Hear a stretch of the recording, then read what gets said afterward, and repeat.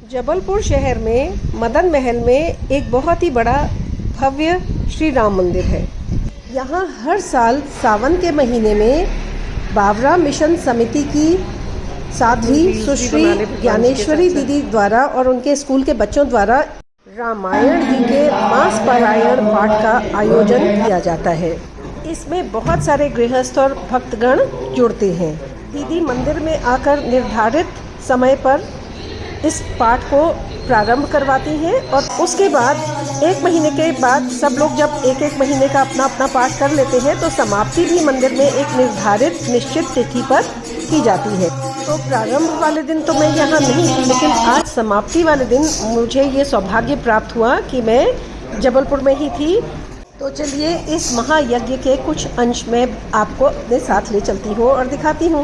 तो सभी लोगों को जैसे बताया गया था वो अपनी अपनी रामायण घर से लेकर आए थे और आखिरी के कुछ दोहे चौपाइयाँ सब बच्चों के साथ उन्होंने कंप्लीट की। ज्ञानेश्वरी दीदी ने रामायण के कुछ बहुत ही रोचक प्रसंग सुनाए हम सबको। उनको तैयार करती और उसके बाद जंगल से सूखी लकड़ियाँ तोड़कर लाती और ऋषियों की कुटिया के बाहर रख देती, इसलिए कि ऋषियों को यज्ञ करने के लिए समिधा की आवश्यकता होती थी। इस प्रकार का क्रम रोज चलने लगा। देखा एक छोटी सी बालिका है जो ये सारा कार्य करती है, तो उन्होंने उसको पकड़ लिया और वो पकड़ के गुरु जी के सामने ले आए। डर गई, शबरी डर गई, तो उन्होंने पूछा कि तुम ये कार्य तुम छुप कर क्यों कर रही हो? तो शबरी ने कहा कि गुरुदेव मैं एक भील जाति की कन्या हूँ, तो मुझे लगता था कि कहीं ऐसा ना हो कि वाल्मीकि रामायण में लिखा गया है कि शबरी श्रवणी नाम काकुत्स्थल चिरजीवनी। तभी महामंडलेश्वर श्री अखिलेश्वरानंद जी वहाँ आ गए और दीदी ने उनका भी बहुत सुंदर शब्दों में स्वागत किया और सभी लोगों ने खड़े होकर उनका बहुत अच्छे से स्वागत किया।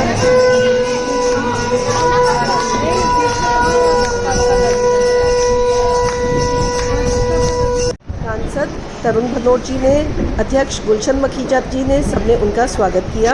भैया सही में हमारे भैया हैं। इसका बहुत जीवंत उदाहरण 2 दिन पहले हम लोग ओंकारेश्वर में थे। हम लोग यहाँ से गए थे और भैया व्यवस्था में थे। हमें अंदर ले गए, बैठने की व्यवस्था की, वहाँ से निकालने की भी व्यवस्था की, भोजन कराने की भी व्यवस्था की और फिर हमारे वाहन तक पहुँचाने के लिए अपना वाहन दे दिया और खुद जमीन पर बैठे रहे। जबकि व्यस्तता के कारण मैं शुभारंभ के अवसर पर नहीं आ पाया।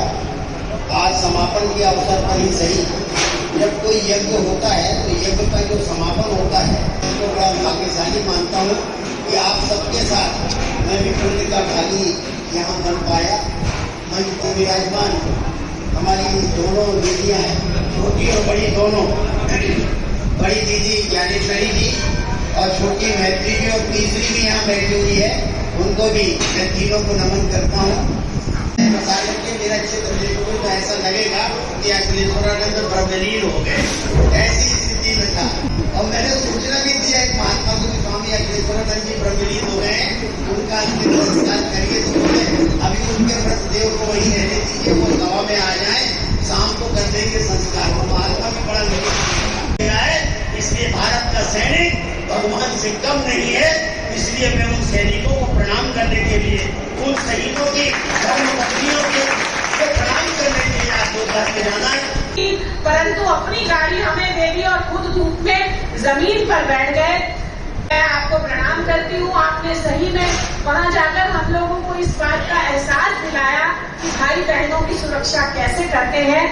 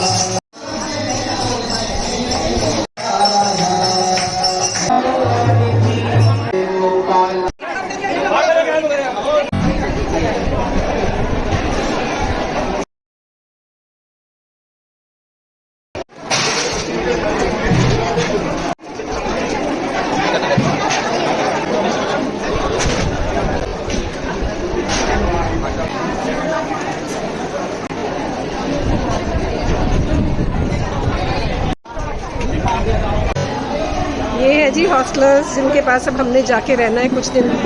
और ये मैडम है वार्डन मोना मैम।